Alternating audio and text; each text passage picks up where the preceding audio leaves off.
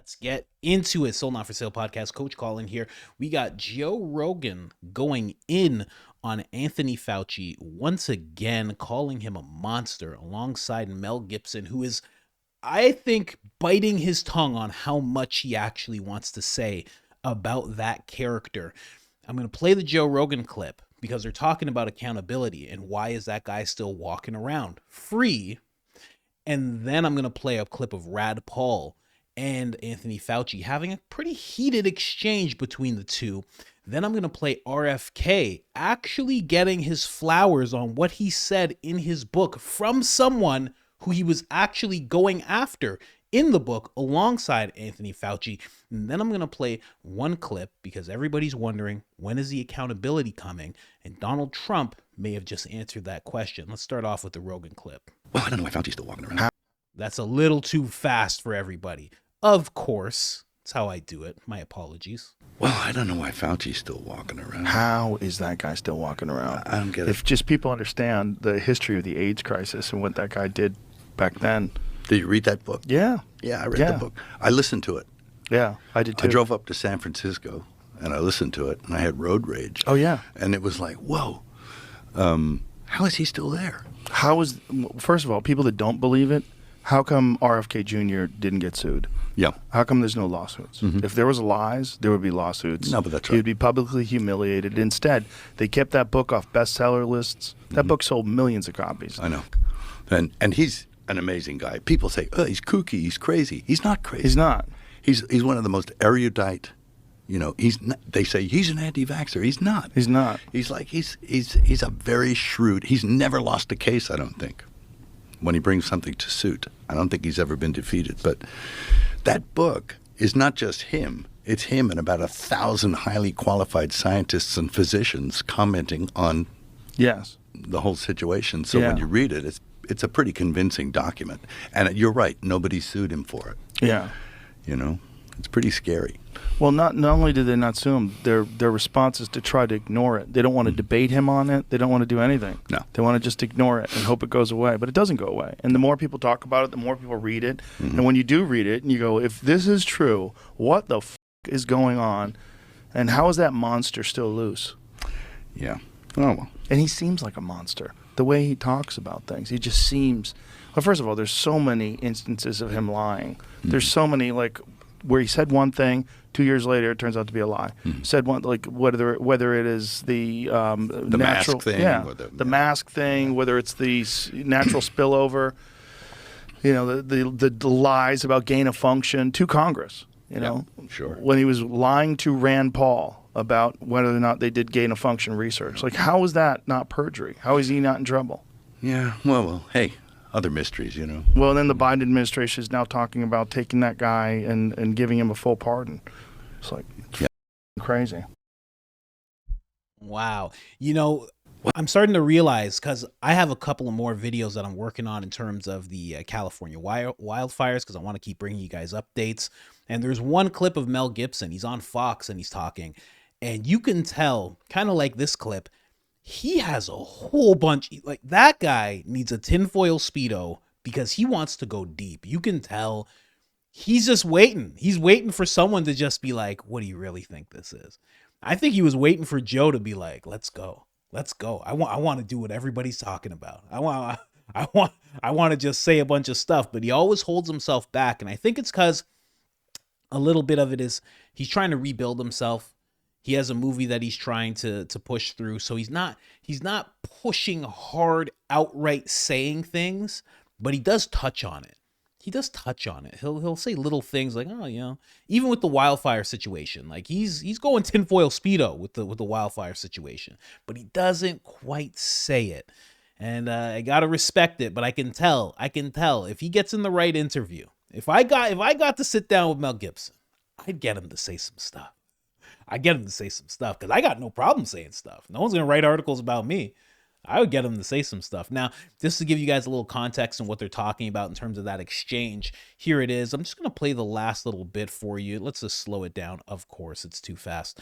I'm just going to play the last little bit for you. What Rand Paul says at the end is really impactful and proven to be true. Pandemic, okay? Number two, You said the overwhelming amount of evidence indicates that's a lab leak. I believe most card-carrying viral phylogenists and molecular virologists would disagree with you that is much more likely, even though we leave open all possibilities, it's much more likely that this was a natural occurrence. Third, you say We've tested 80,000 animals and no animals have been found with COVID. Senator Paul, the time is set for. And Dr. Fauci to third, respond. you made a statement just a moment ago that's completely incorrect, where you say we continue to support research at the Wuhan Institute of Virology. You approved it in which is August of last completely- year. No, your statement says, quote, I wrote it down as you were writing. You continue to support research at the Wuhan Institute of Virology. You were in committee a month ago and Which said is you still trust the completely- Chinese scientists and you still support the research over there. You said it a month ago in Senator committee. Paul, I have allowed Dr. Fauci to respond. You've had your time. I'm going to give him. He's one going to be more minute. dishonest. He ought to be challenged. Senator Paul, we will allow Dr. Fauci to respond after you've given accusations like that. Dr. Fauci. Well, I don't have any more to say except to say that, as usual, and I have a great deal of respect for this body of the Senate, and it makes me very uncomfortable to have to say something, but he is egregiously incorrect in what he says. Thank you. Thank History you. will figure that out on its own. So we will. History will figure it out on its own. That's very, very wise words from that man. And that was a heated exchange that they had. That was about 8 minutes long. I just wanted to bring you the tail end of it. But a lot of people are questioning what happened in that exchange.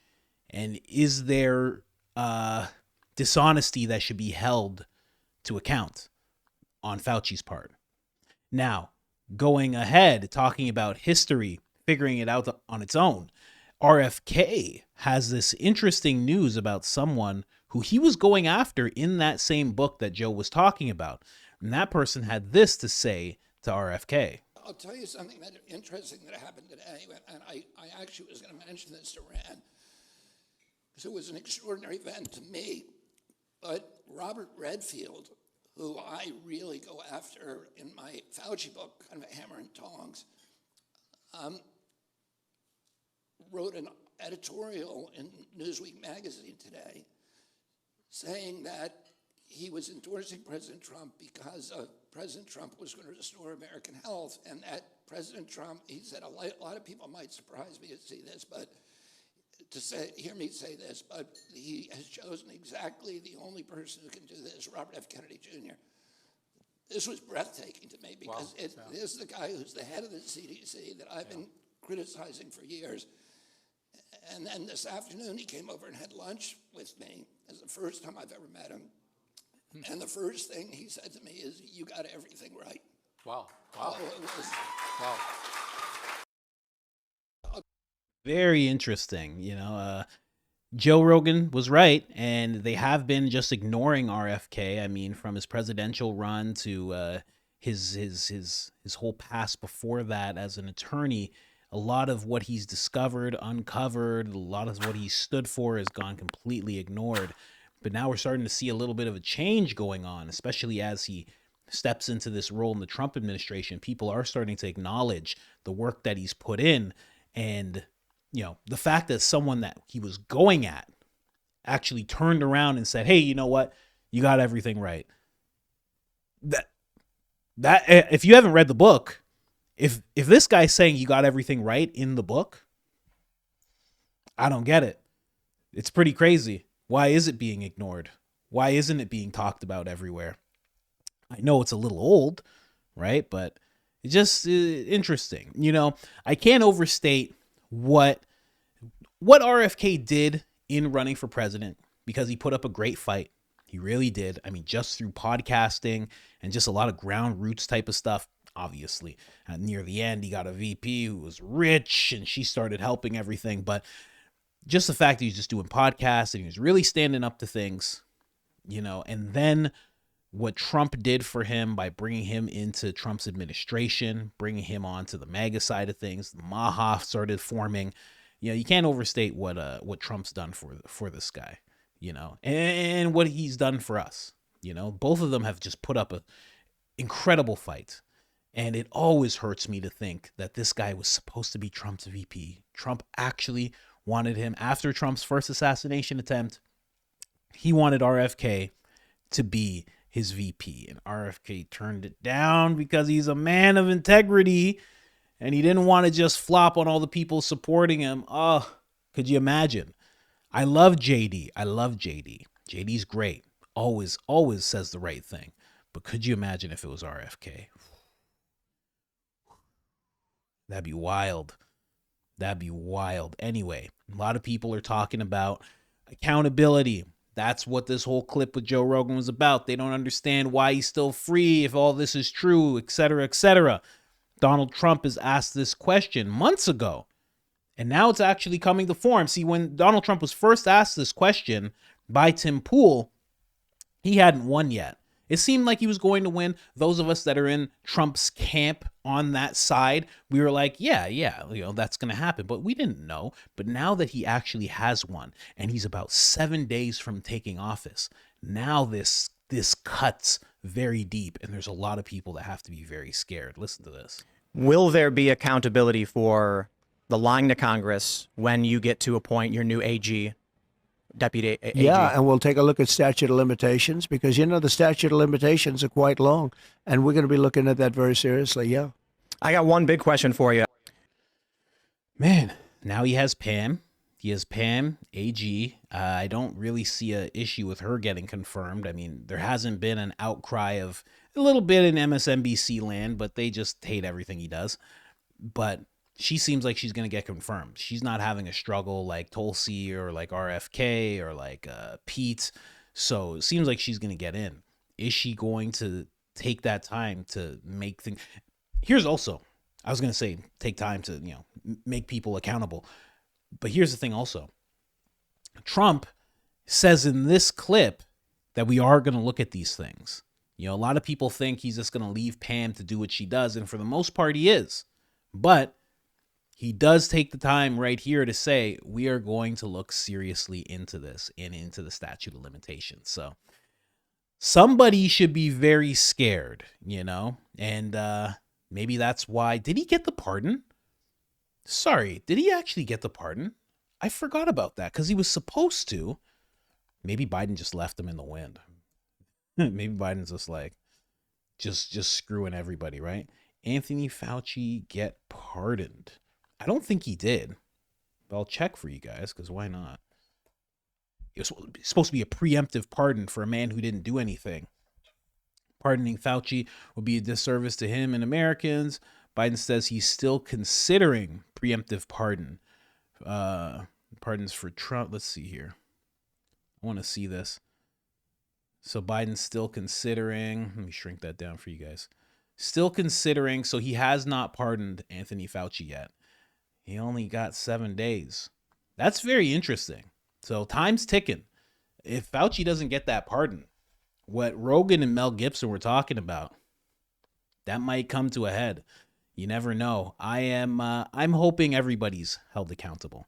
I can't say that it was a terrible time for me. I lost a very good paying job, but I always have faith in God, and it led me to something better. So now I'm doing this instead of having to work for Hollywood, and we all know where that leads eventually.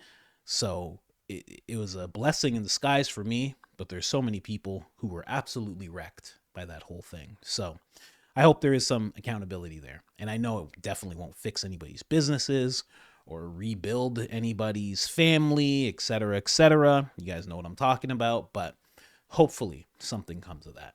Time's ticking. Time's ticking, Anthony. We'll see. Anyways, like, subscribe, turn on the notifications, helps the channel tremendously. And other than that, I'm out.